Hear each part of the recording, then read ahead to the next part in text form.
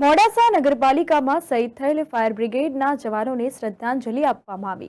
મોડાસા નગરપાલિકાના ફાયર વિભાગ દ્વારા 14 એપ્રિલ નેશનલ ફાયર ડે દિવસે લીડિંગ ફાયરમેન દિલીપ પારગી દ્વારા દીપ પ્રાગટ્ય કરી શહીદ થયેલ ફાયર બ્રિગેડના 66 ફાયરમેનોને મોડાસા ફાયર ટીમ દ્વારા શ્રદ્ધાંજલિ અર્પણ કરવામાં આવી અને મોડાસામાં રેલી યોજવામાં આવી હતી।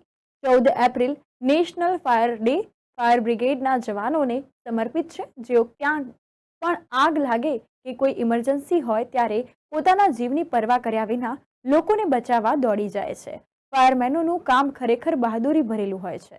આ દરમિયાન પોતાનો જીવ જોખમમાં મૂકીને અનેક કિંમતી જીવ બચાવે છે, ત્યારે દર વર્ષે 14મી એપ્રિલે તેમના સ્વર્ગસ્થ સાથીઓને શ્રદ્ધાંજલિ અર્પણ કરે છે। 14 એપ્રિલ 1944ના રોજ ઇંગ્લેન્ડથી મુંબઈ આવેલા વિક્ટોરિયા ડોકયાર્ડમાં લંગારેલ પોર્ટ સાઇકિન માલવાહક જહાજમાં કોઈ કારણસર ધડાકા સાથે ભયંકર ભીષણ આગ લાગવાના કારણે આગ ઓલાવવાની કામગીરી સમયે મુંબઈ ફાયર બ્રિગેડના વિભાગના એક સાથે 66 કર્મચારીઓ શહીદ થયા હતા।